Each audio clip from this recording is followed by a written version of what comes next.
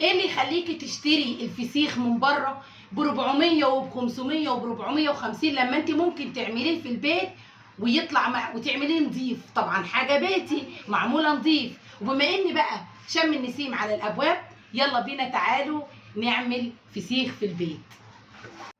هتجيبي السمكه اللي هي كيلو الا ربع او كيلو، هتبقى حلوه وهتطلع معاكي لحم حلو قوي. طبعا هي ناشفه في ايديا ليه؟ لان انا هقول لكم الخطوات اللي انا عملتها معاها. هتجيبي اللي هي الخياشيم بتاعتها حمراء، هتحطيها تحت. اول ما هتجيبيها طبعا هتفتحي الحنفيه بتاعتك سرسوب بالراحه خالص كده، وتفتحي الخيشوم بتاع السمكه كده وبصباعك ده، وتبداي تنضفيها وكافياها كده، وتفتحي بقها كذلك لحد ما بايدك كده عكس القشر بتاع السمك تماما، تبداي تعملي كده والميه سرسوب. وهتفضلي ماسكه السمكه بتاعتك كده اهو، ما تعدليهاش عن كده لمده ساعتين، تنزل كل الميه اللي هي سحبتها في قلب مصفى. والمصفى طبعا تحتها حاجه هتلاقيها نزلت كل الميه اللي هي عملتها. بعد كده هتكوني مجهزه معاكي طبعا مناديل مطبخ. انا المفروض يستحسن اللي هي الخشنه شويه هتشرب معاكي، بس انا ما لقيتش الا دي. وعندي الخيشوم كده، وهتبداي تحطي المناديل كده زي ما انت شايفه. طبعا انا الخطوات دي برده زي ما بقول لكم كده انا عاملاها، يعني انا مجهزاها معاكم على الحشو.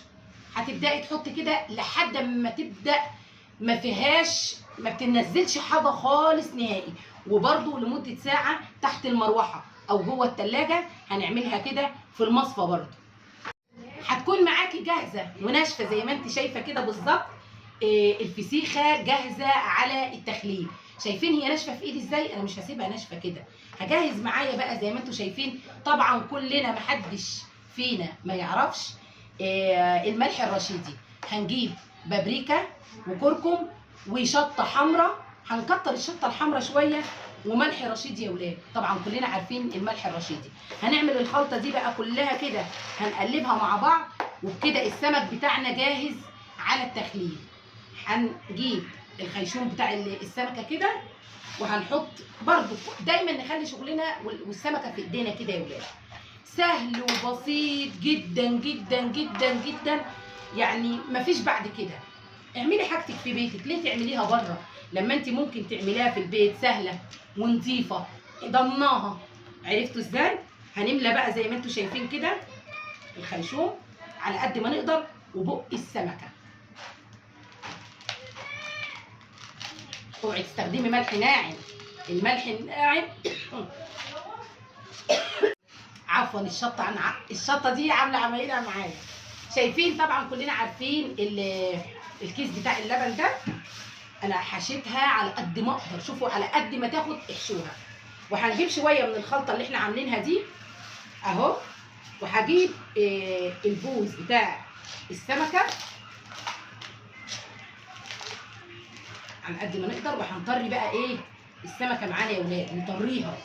نسيت اقول لكم الخطوه دي، نطري السمكه معانا على قد ما نقدر عشان يبقى لما تستوي كده يبقى اللحم بتاعها معانا طالع طري وحلو كده. بصوا بترجع تاني تطرى ازاي، شايفين؟ بتسيب بقى الشوك بتاعها خالص. وبالبوز بتاعها كده، وهنحطه بقها كده. هنحطه فين؟ هنحطه جوه الخلطه اللي احنا عاملينها. وعكس زي ما اتفقنا، عكس الاتجاه هنعمل كده، نطلع منها الهواء.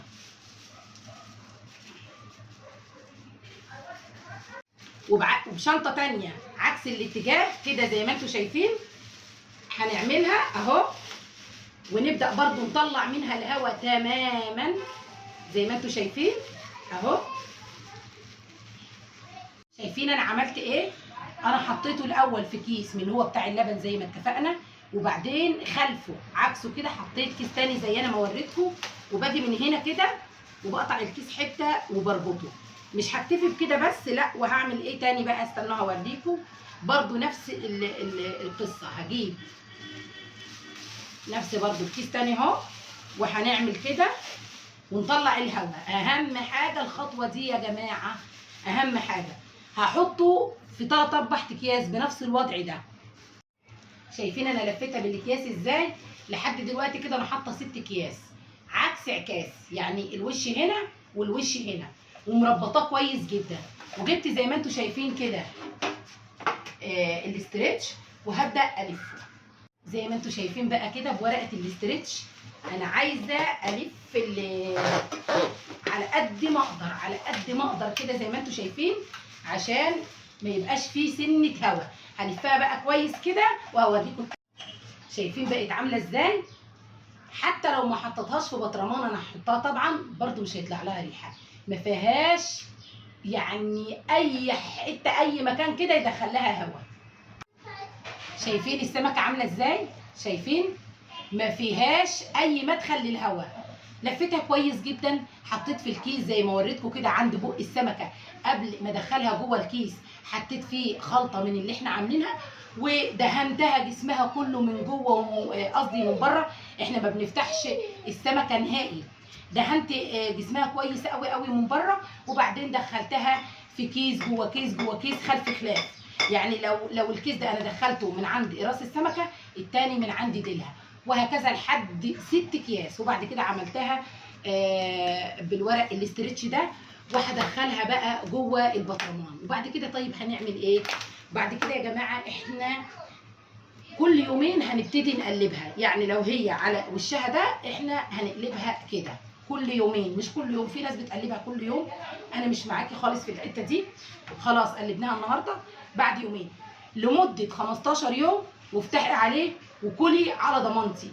حاجه بيتي نضيفه جدا جدا، انت اللي عاملاها، انت اللي غسلاها، انت اللي منشفاها. بلاش ابدا ابدا تحطوا بقى في الشمس وتعرضوها والكلام ده كله، لا مفيش. لما هنفتح عليها سرسوب الميه هنحطها تحت المروحه، وهنحط في الخياشيم مناديل زي ما قلت لكم كده، لحد ما تصفي كل الميه اللي فيها تماما وتبقى ناشفه معانا.